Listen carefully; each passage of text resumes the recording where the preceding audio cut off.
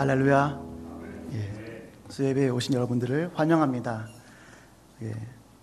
막내는 잘 놀다가 그냥 떨어져서요 부러졌습니다. 그렇죠. 네, 기대해 주시고요. 감사합니다. 오늘 본문을 보도록 하겠습니다. 오늘 본문은 마태복음 6장 9절에서 13절까지의 말씀입니다. 마태복음 6장 9절에서 13절까지의 말씀을 저와 여러분이 한 목소리로 끝까지 한번 읽기를 원합니다. 자, 9절부터 13절까지 말씀 한 목소리로 읽겠습니다. 시작. 그러므로 이렇게 기도하라. 하늘에 계신 우리 아버지, 주의 이름을 거룩하게 하시며 주의 나라가 임하게 하시고 주의 뜻이 하늘에서와 같이 땅에서도 이루어지게 하소서. 오늘 우리에게 꼭 필요한 양식을 내려주시고 우리가 우리에게 죄 지은 자를 용서한 것 같이 우리 죄도 용서해 주소서. 그리고 우리를 시험에 들지 않게 하시고 악에서 구하소서. 나라와 권세와 영광이 영원토록 아버지께 있습니다. 아멘. 잠시 기도하겠습니다. 주님 감사합니다. 이 예배 가운데 함께하여 주시고 이 말씀을 들을 때에 이 말씀 우리 삶의 귀한 표대와 기준되게 하여 주시옵소서. 이 말씀대로 살게 하여 주시옵소서. 주님께서 가르쳐주신 이 기도를 항상 잊지 않고 생각하며 하나님께 더 나아갈 수 있도록 하나님 우리 마음을 붙들어 주시옵소서. 예수님 이름으로 기도합니다. 아멘. 네, 날씨가 많이 더워졌습니다. 여러분 건강 유의하시고 힘있게 최선을 다하시는 저 여러분이 되었으면 좋겠습니다. 지난주에 우리는 사도신경에 대해 아주 좋은 강의를 들었습니다. 이 시간에는 우리가 또 한 가지 익숙한 주기도문에 대해서 살펴볼까 합니다. 재작년인가요? 40일 특별 새벽기도 때 우리는 주여 우리에게 기도를 가르쳐 주소서라는 제목으로 40일 특세를 한 적이 있었습니다. 그래서 이재훈 목사님께서 주기도문과 그 밖에 여러 기도에 대해서 설교를 들은 적이 있죠.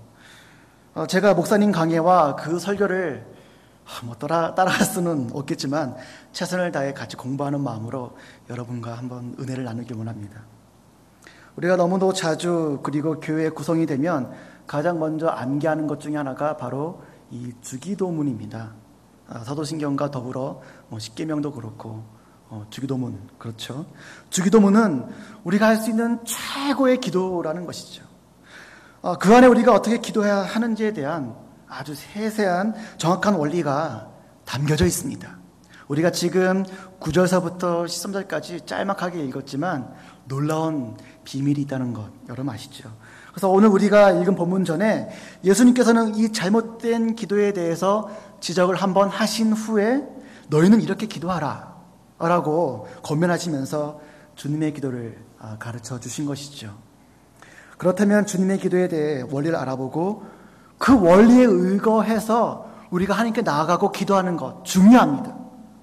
그렇게 기도를 하는 것은 아주 당연한 일이죠. 크리스천으로서. 단지 주님께서 주기도문을 외우라고 우리에게 주신 것이 아니기 때문에 그렇습니다. 암기하는 목적이 아닌 것이죠.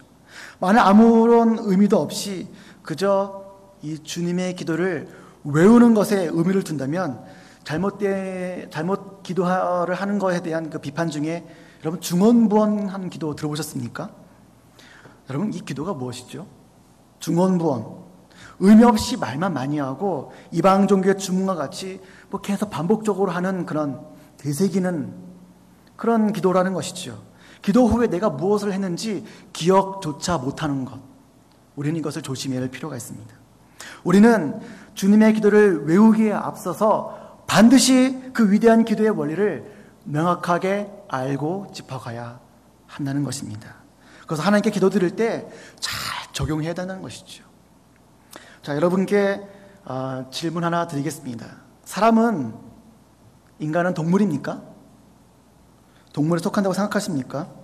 물론 인간 존재 안에 동물적인 요소가 있죠. 생물학적인 요소가 있죠. 그런 사실을 우리는 아무도 부인하지 않습니다.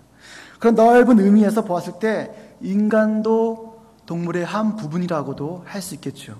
그러나 우리가 뭐 기독교적인 전망이라든지 우리 신앙에 비추어 봤을 때 사람은 분명히 동물과 차별화되는 존재입니다. 그렇죠? 어떤 면에서 동물과 차별화가 있을까요? 어떤 면에서? 저는 두 가지 특별한 영역을 생각할 수 있다고 생각합니다. 하나는 인간은 생각할 수 있다는 존재고요. 둘째는 기도할 수 있다는 것이죠. 인간은 생각하고 둘째 기도할 수 있다는 것입니다. 이것을 달리 말하면 그렇게 해서 변천된 가정 속에서 문화와 종교야말로 인간을 다른 동물과 차별화시킬 수 있다는 아주 중요한 요소가 될 수 있다는 것이죠. 인간의 생각하는 기능, 사고하는 이 기능이 예술도 하고 뭐 문화도 하고 과학도 하고 더 나아가서 종교적인 그런 색채가 띄어진다는 것입니다. 아직까지는 동물에게 그런 종교적인 요소가 있다는 것을 우리는 발견하지 못합니다. 인간담의 증거가 무엇인가? 인간담은 과연 무엇인가? 우리가 이것을 질문해 본다면 그것은 우리가 기도할 수 있다라는 것이죠. 기도할 줄 안다라는 그런 사실이 있다는 것입니다. 인간이 생각하지 않고 인생을 살기 시작한다면 그것은 올바른 삶이 아닌 것입니다. 사람이 아닌 것입니다. 똑같은 의미에서 우리는 어떤 사람이 기도하지 않는다고 산다면은 기도의 생활이 없다고 한다면 뭐 사람이 아니다 이렇게도 말할 수 있을까요? 그렇게 할 수도 있을 것 같습니다. 저와 여러분은 크리스찬이기에 하나님을 알기에 기도에 대해서 굉장히 익숙합니다. 그러나 크리스찬이 아닌 사람들도 기도는 할 줄 알죠. 기도가 있습니다. 한번 옆에 있는 우리 옆에 분들에게 이렇게 한번 질문해 봤으면 좋겠어요. 기도하고 사십니까? 하고 한번 물어보십시오. 시작. 뭐 예 할 수도 있고 예. 뭐 대답이 시원치 않은 분도 계십니까? 그럼 자신이 없다는 건가요? 그러면 그분을 다시 한번 쳐다보면서 인간이 아니시군요. 오늘 본문으로 한번 돌아가 봅시다. 예수님의 제자들은 예수님이 산 마루턱에서 기도하는 모습을 진지하게 지켜보게 됩니다. 그리고 기도하고 일어서시는 주님에게 어떤 영광스러운 신비로움을 경험했을지도 모르겠습니다. 그러자 갑자기 기도하고 일어난 예수님을 향해 보면서 함께 있던 제자들이 기도하고 싶다라는 것, 기도의 목마름이 일어나게 된 것이죠. 기도하고 싶다. 그래서 누가복음 11장에 보시면 1절서부터 그래요. 제자들이 예수님께 달려가죠. 달려가서 뭐라고 말하냐면은 예수님, 선생님, 우리에게도 기도를 가르쳐 주십시오. 그렇게 말하죠. 그러면서 주기도를 가르쳐 주신 것으로 본문이 시작됩니다. 이것은 여러분 아셔야 됩니다. 이건 주님의 기도가 아닙니다. 그때 당시 제자들의 기도이며 현재 우리의 기도라는 것이죠. 왜냐하면 여러분 12절 보십시오. 12절 한번 띄워주시겠습니까? 12절에 우리의 죄도 12절 우리의 죄도 용서해 주소서라고 고백이 됩니다. 이 문장이 나오는데 이것은 예수님에게는 적용이 안 되는 것이죠. 누구에게 적용됩니까? 나에게, 제자들에게, 우리에게 필요한 기도라는 것이죠. 너희는 이렇게 기도하라 그러면서 이 주기도문을 가르쳐 주시게 되는 것이죠. 우리는 주기도문을 면밀하게 분석하고 세밀하게 볼 시간은 없습니다. 그래서 오늘 이 시간은요, 이 주기도문을 좀 개괄적으로 포괄적으로 접근해서 이 주기도문에 나타난 그런 진정한 의미 한번 같이 살펴보고자 합니다. 기도의 의미 무엇일까요? 이 주기도문에 의하면 첫째로 기도라는 것은 하나님의 임재를 구하는 것입니다. 따라가겠습니다. 기도는 하나님의 임재를 구하는 것입니다. 자, 이 주기도문이 어떤 말로 시작합니까? 시작이 어떻죠? 9절입니다. 9절이요. 자, 하늘에 계신 우리 아버지 이렇게 시작합니다. 흔히 개역개정 성경으로 하늘에 계신 우리 아버지여 라고 혹격이죠. 이 기도가 시작됩니다. 우리가 이 주기도문을 너무나도 이게 외우는 것, 암기하는 것, 의식적으로 생각하기 때문에 암송하는 일에만 좀 급급했지. 정말 우리가 여호와 하나님을 부르고 있습니까? 하나님을 부르고 있나요? 아버지여, 하늘에 계신 우리 아버지요. 우리가 기도라는 것은 단순히 어떤 종교에 반복되는 되풀이 그 암송이 주문이 아니라고 제가 서두에 말씀드렸습니다. 또 이것은 단순히 우리가 필요에 의해서 무엇을 구하여 얻기만 하는 행위이기 전에 본질적으로 이 기도라는 것은 우리의 아버지이신 하나님을 부르짖는 것이죠. 부름에서부터 시작이 되는 것입니다. 그리고 우리가 진지하게 불렀고 그분이 정말 살아계시다면 우리의 기도를 응답하시고 그분은 우리에게 다가오시고 만져주시고 터치해주시고 은혜를 허락하시고 그분과의 대화 속에 들어가는 것이 기도의 가장 본질적인 것이다 라고 저는 말씀드리고 싶습니다. 기도의 진정한 본질은 하나님과의 인격적인 대화라는 것입니다. 인격적인 대화. 인격자이신 이 하나님과의 친밀한 관계를 개발하고 발견하고 지속적으로 발전시켜 나갈 수 있다면 더 이상 친밀할 게 뭐가 있겠습니까? 하늘에 계신 우리 아버지요. 리젠트 신학교라는 유명한 신학교에 있는데 캐나다에 있어요. 이 학교의 학장이신 제임스 휴스턴 박사는 기도를 정의하면서 이런 독특한 정의를 했어요. 기도란 뭐냐?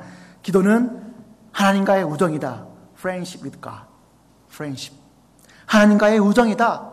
자, 다시 한번 주기도문은 어떻게 시작됩니까? 하늘에 계신 우리 아버지. 예수님께서 제자들에게 이 주기도문을 가르쳐 주셨을 때 이 첫 마디 아마도 제자들은 굉장한 충격을 받았을 것이다. 이런 생각을 해봅니다. 띵 하는 그런 것이 있었을 것 같습니다. 하나님을 아버지라고 부르라고 예수님께서 가르쳐 주신 것이죠.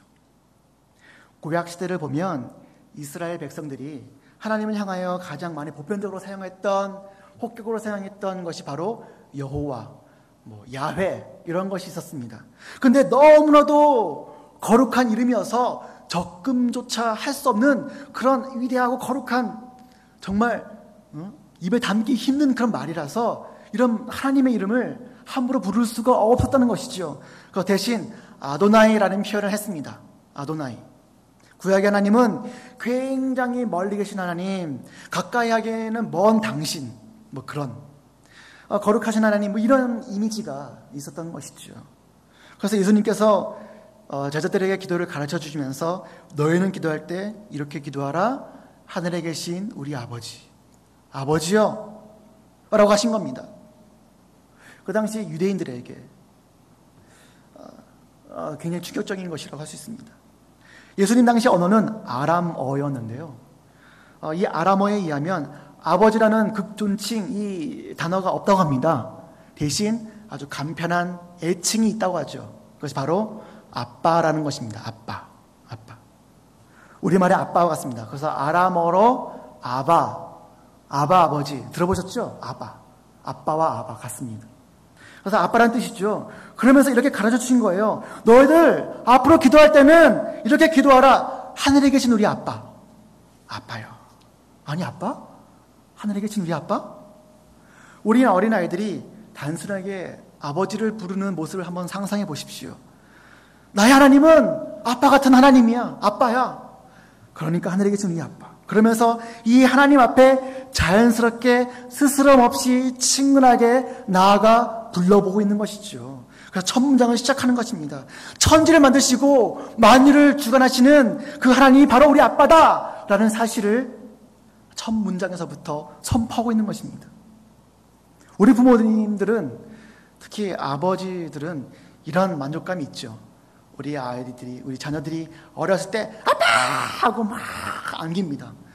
그런 아버지들이 있죠. 그래서 너무너무 행복하지 않습니까, 여러분?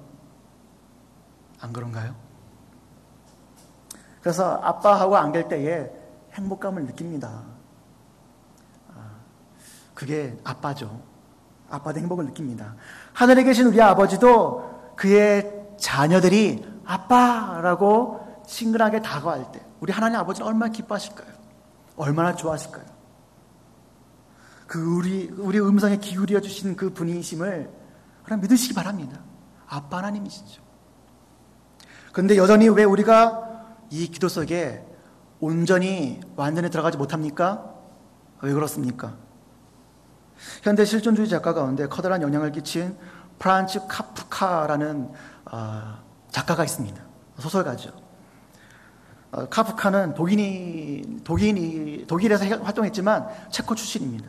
이 작가는요, 현대인을 그의 작중 인물들을 통해서 막 묘사하면서 자주 이 단어를 썼어요. 뭐냐면 오늘 이 시대를 살아가는 현대인들은 마치 아버지를 잃어버린 고아와 같다.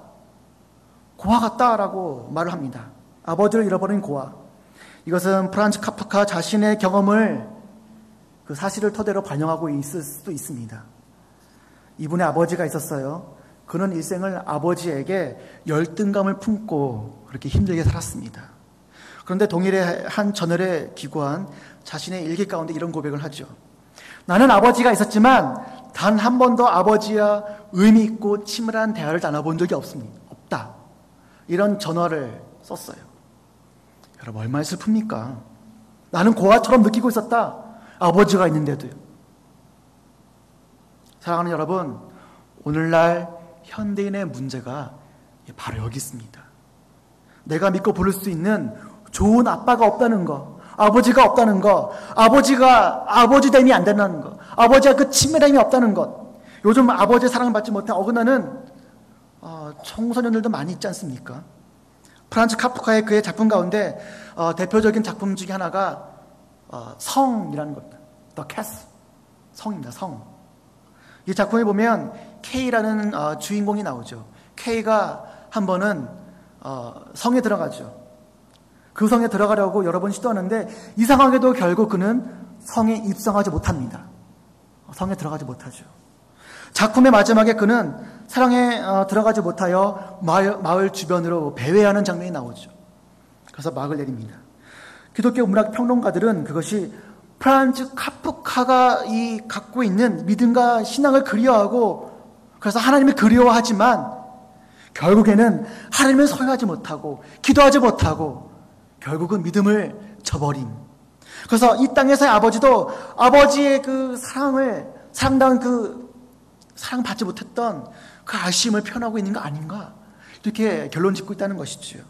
카프카의 소외된 외로움, 이 작품이 탄생시켰다라고 평론하고 있습니다. 그리고 이 성은 신의 존재, 영혼의 고향되는 이 하나님의 품과 같은 그 무엇이었을 것이다 라고 이렇게 평가를 하죠. 뭔가 좀 이해가 되십니까? 카프카가 고아들의 아버지, 고아 같은 아빠, 나는 고아 같은 존재라고 고백을 했습니다. 이 작품 속에서 그런 자신을 묘사하고 있는 것이죠. 예수님 당시 유대인들도 하나님과 대화하거나 하나님과 이름을 부르는 그조차 어려워하고 힘들어하고 그랬을 것이죠. 그런데 예수님은 이 주기도문을 가르쳐 주시면서 우리에게 말씀하시기를 너희가 기도할 때 이렇게 기도하라. 하늘에 계신 우리 아버지, 우리 아빠. 아버지의 사랑을 알고 있는 어린아이들이 아빠 하고 부르면 왜? 하고 다가오는 그 포근한 음성, 포근한 주님의 그 숨결, 그 하나님처럼 하나님은 정말 예수 그리스도를 영접하고 하나님을 내 구주로 믿는다면, 아버지를 믿고 고백한다면 여러분 기도란 하나님과의 만남이죠. 그분과의 교제며 그분과의 대화이며 그분과의 터치감이며 친밀감이죠. 유대감입니다. 바로 그것이 기도의 본질이라는 것입니다. 이해가 가십니까? 사랑하는 여러분, 기도란 무엇일까요? 기도라는 것은 하나님의 임재를 구하는 사건입니다. 자, 두 번째로 우리가 이 주기도문에 의하면 기도라는 것은 하나님의 사역을 이루는 것입니다. 자, 따라서 하겠습니다. 기도는 하나님의 사역을 이루는 것이다. 자, 우리가 어떻게 기도로 하나님의 사역을 이룰 수가 있을까요? 세 가지 차원이 있습니다. 세 가지가 있는데요. 우리가 기도함으로 할 수 있는 것, 또 우리가 기도함으로 마땅히 해야 할 것 세 가지는 첫째는 하나님의 이름을 높일 수가 있어야 되는 것이죠. 하나님의 이름을 높이는 것. 자, 두 번째는 하나님의 나라를 넓힐 수가 있어야 됩니다. 하나님 나라를 넓히는 것. 자, 세 번째, 하나님의 섭리를 펼칠 수가 있는 것. 첫째, 기도로 하나님의 이름을 높일 수 있어야 됩니다. 그래서 이것이 9절 보십시오. 어떤 내용이 있냐면 9절에 주의 이름을 거룩하게 하시며 라는 부분입니다. 또 하나님의 나라를 기도로 확장시키고 넓힐 수가 있어야 됩니다. 이것이 어떤 부분이죠? 10절 앞부분 10절입니다. 주의 나라가 임하게 하시고. 자, 세 번째, 또 기도로 하나님의 섭리를 펼칠 수가 있어 나가야 됩니다. 어떤 부분이죠? 10절 뒷부분. 주의 뜻이 하늘에서와 같이 어떻게 해요? 땅에서도 이루어지게 하소서. 그런데 여기까지 주기도문 전반부를 관찰해 보면 특별히 강조된 단어가 하나 있습니다. 여러분 발견할 수 있겠습니까? 우리나라 말로 번역한 성경에는 그 단어가 의도적으로 생략되어 있습니다. 여기는 없습니다. 이것은 바로 당신이라는 단어입니다. 당신. 왜 생략되었을까요? 당신이라는 부분은 부부 사이에 사용하면은 서로 높여주고 좋아하는 의미로 여보 당신 하면서 쓸 수 있죠. 그리고 어르신들에게 쓸 수 있습니다. 뭐 당신께서 하면서 극존칭이 되죠. 근데 다른 한편으로는 그 표현이 상당히 비하적이고 사람을 낮추는 뜻을 갖고 있기 때문에 정서상 생략했다는 것입니다. 뭐 당신 뭐 이러잖아요. 그렇죠? 뭐 당신이 뭔데? 뭐 당신 그렇습니다. 그래서 이것을 하나님께 사용하는 것은 좀 불경스럽다. 구한말 시대에 성경 번역하셨던 조선시대의 그 분들이 그렇게 하셨을 수도 있겠다라고 견해가 있습니다. 그러나 영어나 외국어권에서는 어떻습니까? 당신이라는 말이 결코 사람을 낮추는 표현이 아니죠. 하늘에 계신 우리 아버지요. 그 다음에 뭐예요? 이름이 거룩히 여김을 받으시오며 그 이름이 아니에요. 당신의 이름이 Thy name, your name 당신의 이름이 거룩히 여김을 받으시오며 그 다음에 그냥 나라의 임하옵시며가 아니라 당신의 나라가 Thy kingdom come, your kingdom come 그렇죠? 당신의 나라가 임하옵시며 그 다음에는 뭡니까? 그냥 뜻이 아니라 당신의 뜻이 Thy will become be done your will 당신의 의 당신의 의미 당신의 뜻 Thy will, you will 당신의 뜻이 하나님의 뜻이 이루어지다라고 하는 것이죠. 그래서 이 주기도문의 전반부는 그 포커스가 어디에 있냐라고 한다면은 나에게 있지 않습니다. 하나님 당신에 있다는 것이죠. 우리의 필요가 있는 것이 아니라 하나님 필요에 있다는 것이죠. 기도란 본질적으로 단순히 내 소원, 내 소망을 만족시키는 것이 아닙니다. 내 뜻을 채워가는 것이 아닙니다. 기도라는 것은 하나님의 관심, 하나님의 포커싱, 하나님의 나라, 하나님의 필요에 일차적인 관심을 두어야지만 비로소 기도가 완성된다는 것이죠. 이것을 총체적으로 하나님의 사역이라고 말할 수 있습니다. 뭐라고요? 하나님의 사역. 그래서 마태복음 6장 33절에 주기도문 이후에 주님이 또 우리에게 가르치시기를 뭐라고 하셨습니까? 너희는 먼저 뭐라고요? 그의 나라와 그의 의를 구하라. 그러면 이 모든 것도 너에게 더해 주실 것이다. 이렇게 가르쳤단 말이죠. 먼저 그의 나라와 그의 의를 하나님을 먼저 구한 다음에 이 모든 것을 너에게 우리에게 그 다음에 우리에게 포커스가 맞춘다는 것이죠. 여러분 다른 타 종교 사람들도 기도를 합니다. 그런데 그리스도인의 기도와 타 종교의 기도가 뭐가 다릅니까? 차이점이 뭘까요? 이 차별화되는 특성이 어디 있다고 생각하십니까? 바로 이 부분, 이 대목이죠. 우리는 하나님의 사역, 하나님의 일, 거기에 일차적인 관심이 있어야 되는 것이죠.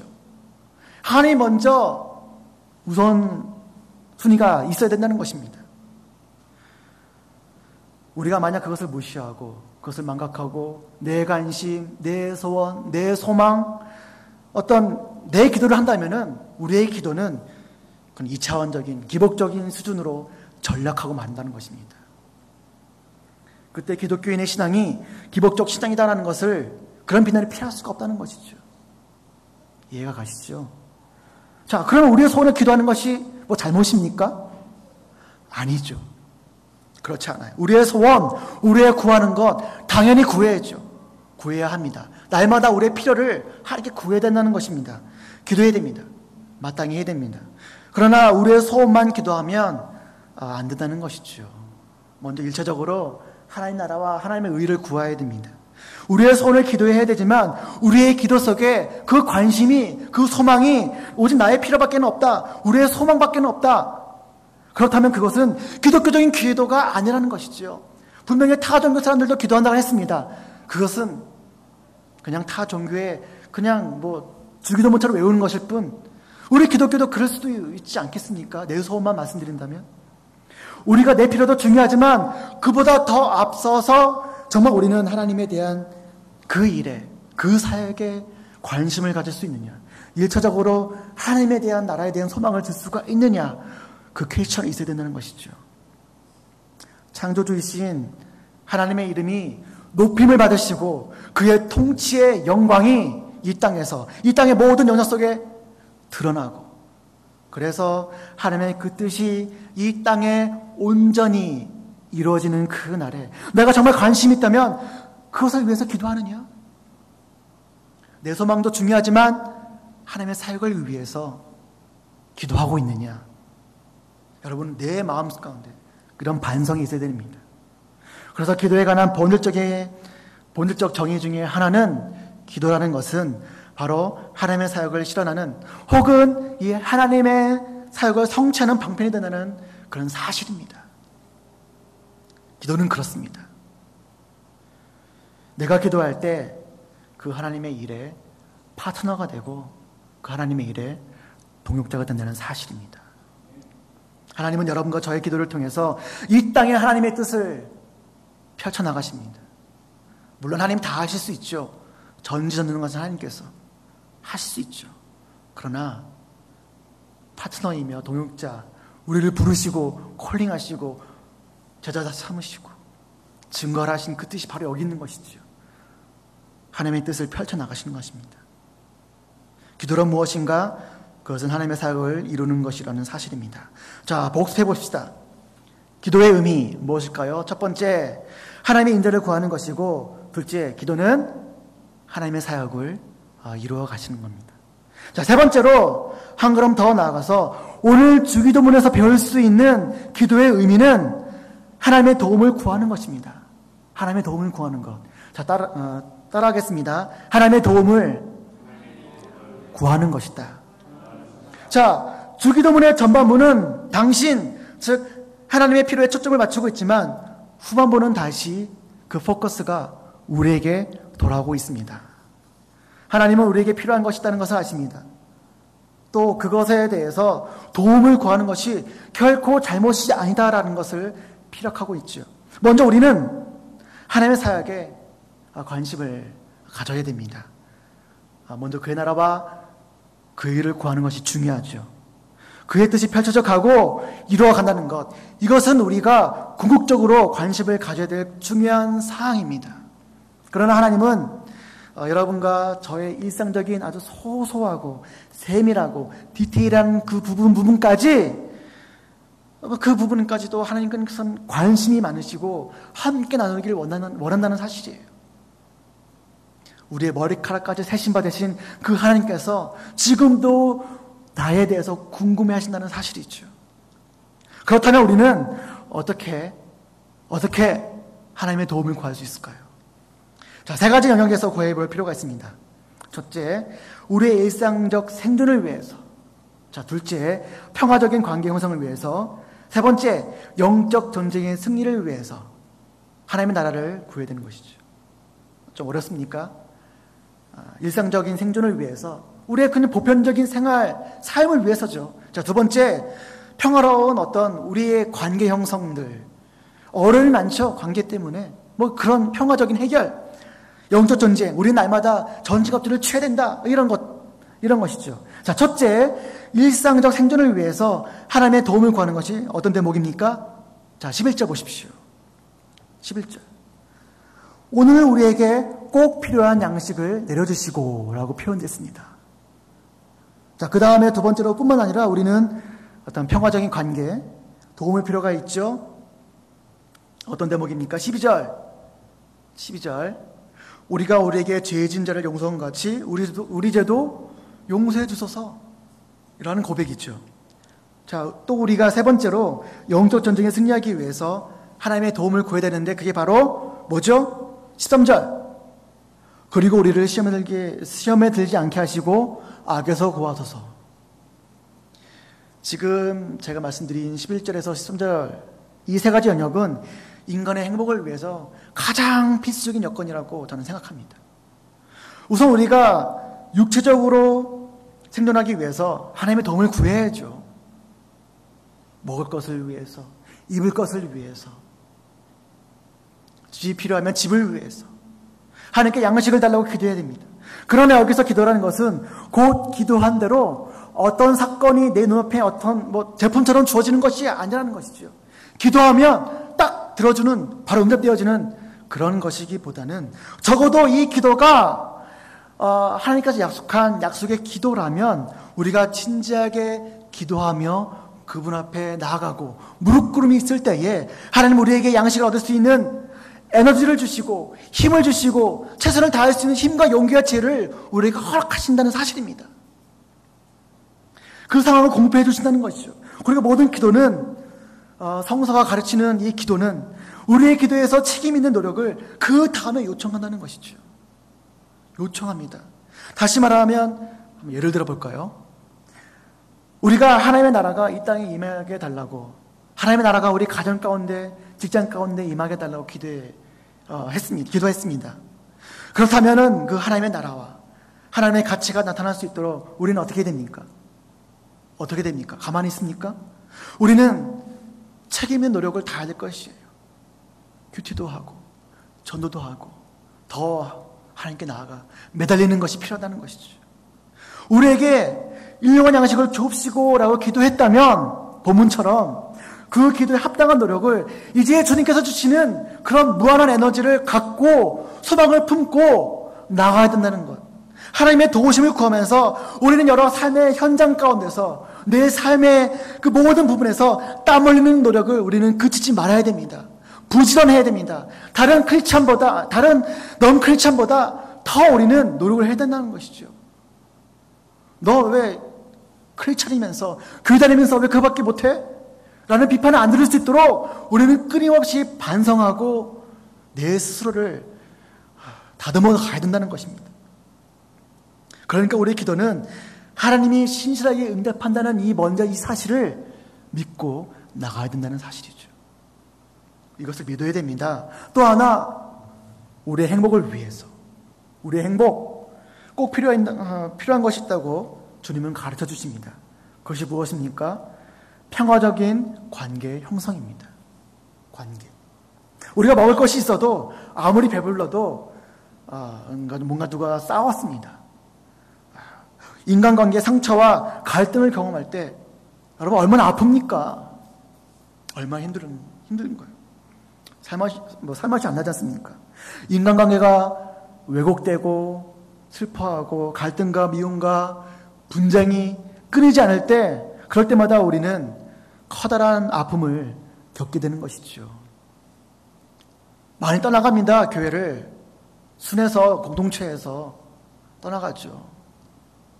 하나님, 내 죄를 용서해 주시고요, 그리고 주님이 내 죄를 용서해 주신 것처럼 저희가 상처를 입힌 그 사람에게도 하나님의 용서가 있기를 바랍니다. 내가 용서할 수 있도록 힘을 허락하여 주시옵소서. 이런 내 마음의 자세가 필요하다는 것이죠. 만약 여러분 가운데 어떤 사람이 내가 이웃을 용서하지 못한다면 그 이유는 간단합니다. 충분히 하나님께 나아가지 못했다는 것이죠. 충분히 기도하지 않았다는 것입니다. 아무리 그 상처가 예리하고 아파도 그 사람을 품고 기도하는 것 중요합니다.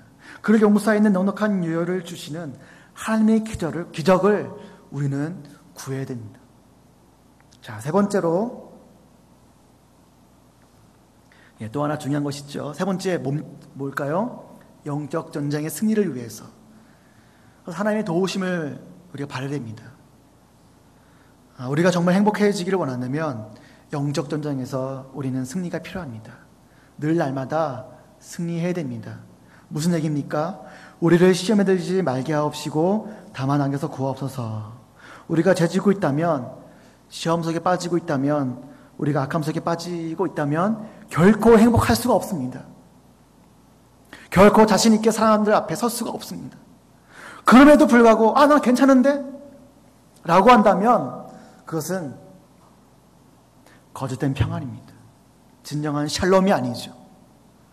우리가 죄악의 깊은 곳에서부터 진정한 탈출함이 없이 인간은 결코 행복할 수 없다는 것이죠. 누가 우리를 악 속에서 빠뜨립니까?